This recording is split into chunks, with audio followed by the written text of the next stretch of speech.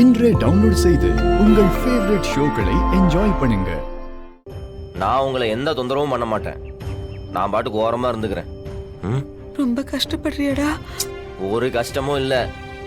ஜெயில இருக்கும்போது லேத்து வேலை கத்துக்கிட்டேன். இப்போ லேத்து பற்ற போட்டிருக்கேன். எனக்கு என்ன செலவு இருக்க போகுது? மாசம் ஒரு 10,000 ரூபாய் இருந்தாலே போதும், ராஜா மாதிரி இருப்பேன். ஆமா, கார்த்தி எப்போ வரான்?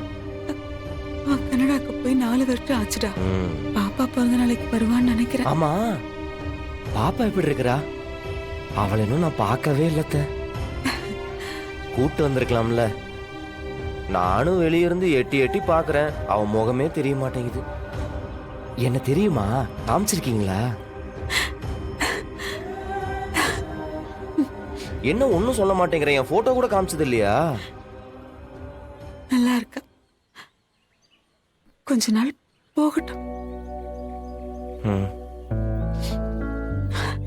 மாறா, நீ உன் போட்டோ அவளுக்கு காமிச்சியான்னு கேட்டல்ல? அவ உன்ன மாதிரி தாண்டா இருக்கா. புரியல. உனக்கு ஒண்ணு தெரியுமா? அவ அப்படியே உன்னை உரிச்சு வச்சிருக்கா. அவ பேசுறது, சிரிக்கிறது, நடக்கிறது, சேட்டை எல்லாம் உன்னை சின்ன வயசுல பார்த்த மாதிரியே இருக்கு. சும்மா சொல்லணுமா? யார வேணான்னு சொல்றாங்களோ, யார ஒதுக்கி வைக்கிறாங்களோ அவங்க குணத்திலேயே வந்து அவ பிறந்திருக்கா. அவ அண்ணி வயித்துல இருக்கும்போது நான் பேசினதெல்லாம் கேட்டு இருந்திருப்பாத்த. ஏதோ நீ சொல்றத கேட்கும்போது கொஞ்சம் ஆறுதலா இருக்கு. அது நீயும் வீராவும் இருப்பீங்கல்ல, அதே மாதிரிதான் அந்த குட்டிக்கும் வீராவுக்கும் அடிக்கடி முட்டிக்குது. இது இந்த டிவில ஒரு கார்ட்டூன் படம், எலியும் புனியும் சண்டை போட்டுக்கிட்டே இருக்குமே, அது பேர் என்னடா? ஆமஞ்சேரி.